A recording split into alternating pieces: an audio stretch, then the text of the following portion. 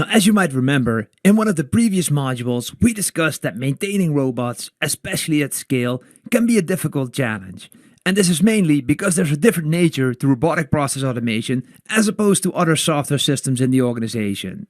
So when we take the typical implementation of RPA, on the abstract level, robots exist on a layer above the normal software. So they interact with the different software elements in the organization. However, in reality, it's also the RPA software itself that is part of the IT organization. Now, this can either be physically in the organization, or we can have the RPA software in the cloud. In either case, it is important that this software is maintained. In the cloud, the vendor does it for you, but if you have the software in your own organization, you will have to make sure that you update and patch that software itself. So the first thing to worry about is the RPA software itself. Then, when we have the different robots in the organization, if we zoom in on the larger and strategic robots, we'll notice that they have connections with multiple systems across the organization. They interact and automate some of the processes that might stretch between all the silos that you have in your company. Now, the issue arises when one of the underlying pieces of software breaks, for instance, a server breaks or some piece of software crashes. In that case, if we zoom in on the links between the robots and this particular application, you will notice that these links will usually break. Now, of course, with well-programmed robots, they're always around this, but the robotic process automation software is generally dependent on the underlying software in order to operate well. So maintaining the target software should also be part of the maintenance of your RPA organization. But there's another unique challenge to robotic process automation, and that is all the small robots that don't necessarily have a centralized maintenance concept. All of these small robots are also connected with all the applications in the organization.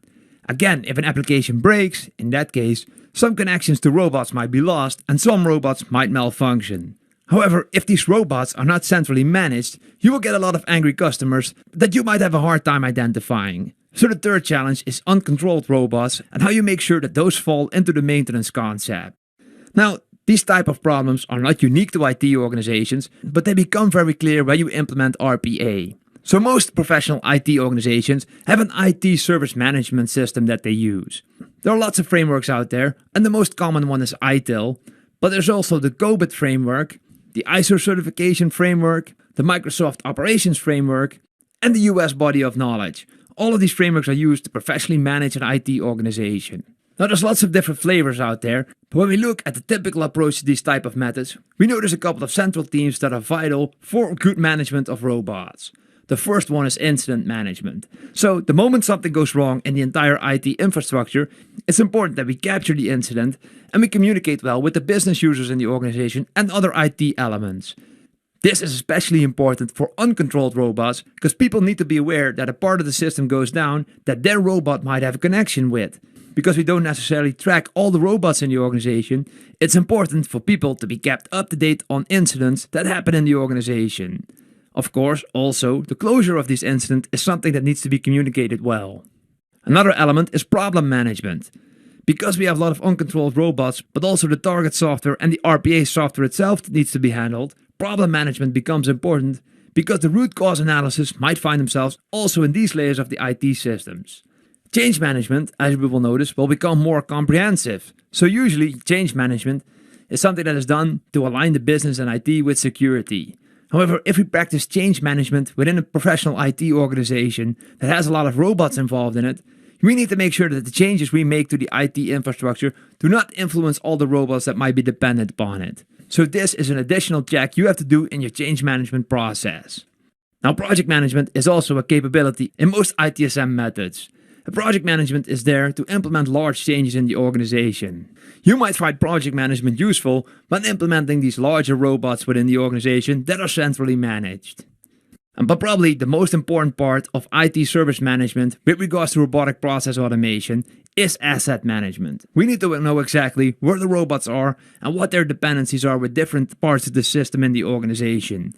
If you do effective asset management, you can identify these dependencies, so the moment there is an incident or there is a change to be made, we know exactly what robots will be influenced and where we have to make adjustments in our infrastructure.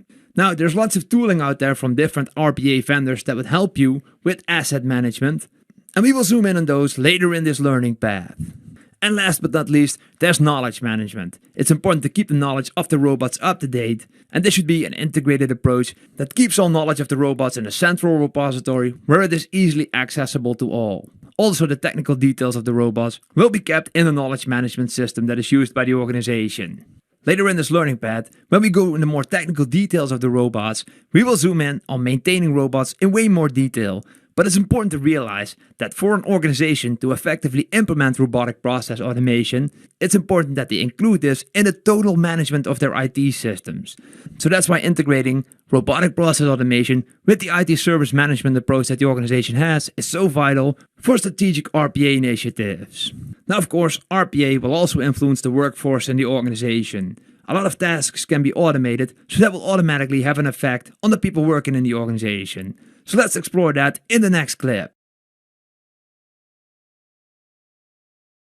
So one of the questions we receive a lot when implementing RPA in organizations is what it will do to the workforce and how it will affect people's job in the long run. Obviously, in the short term, people are busy creating the robots to automate tasks. However, in the long run, it does have an effect on the workforce in the organization. But first, let's take a history lesson with regards to productivity.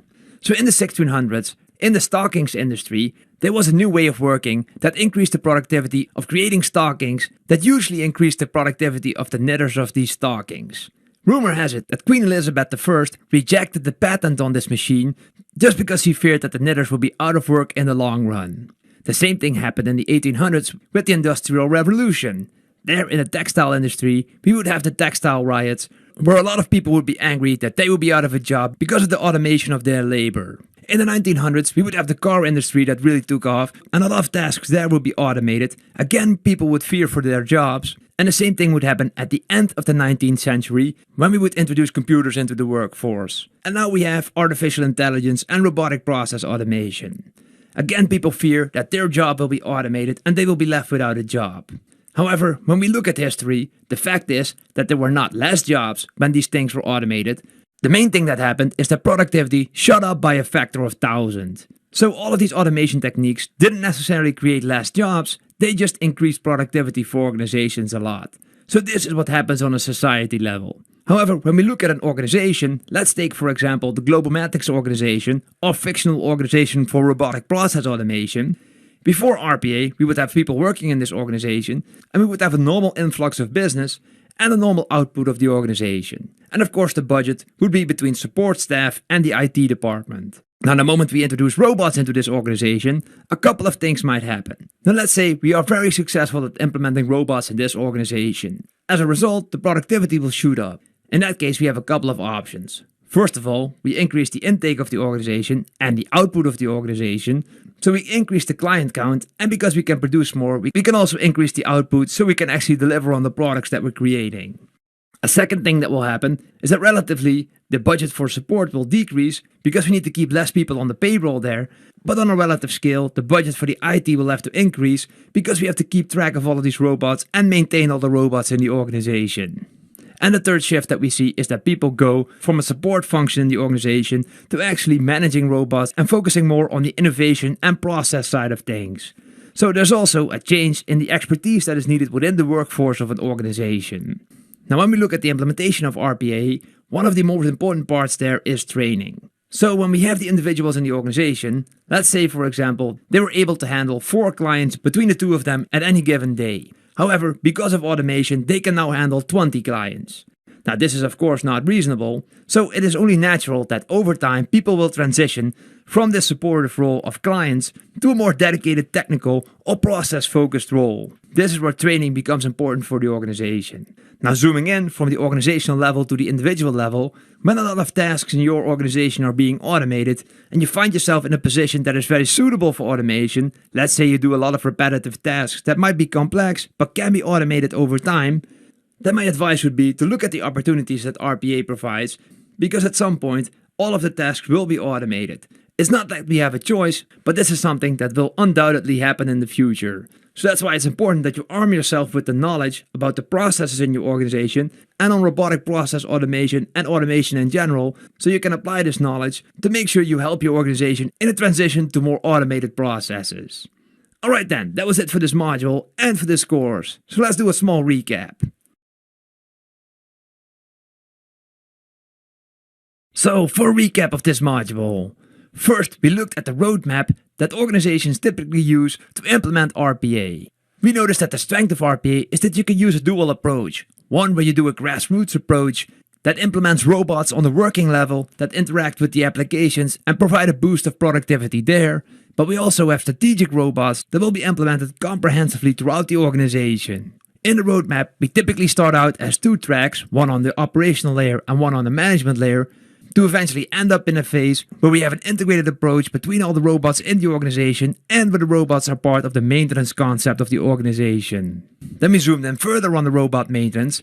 First of all, these robots are dependent on software systems that exist elsewhere in the organization, so we have to include that in our IT maintenance system, but we also have to make sure that the software that actually manages and creates the robots is also managed within the IT infrastructure of the organization. And lastly, we talked about the impact on workforce. And we noticed that on a society level, RPA will increase general productivity. On the organizational level, there will be changes in output and input in the organization and a different type of skill sets needed in the organization. And on the individual level, it's important to keep up to date and trained on RPA and the processes surrounding you in the organization so you can be of benefit when a transition is made to more automated processes and higher productivity. I thank you all for watching. This was the end of the module and also the end of this course. I hope you enjoyed this course, and we will continue to go more into detail about robotic process automation and how you can implement that in organization in the rest of the courses of this learning path. If you enjoyed this course, please add me on LinkedIn to keep up to date on any other Pluralsight material that I will be releasing in the future.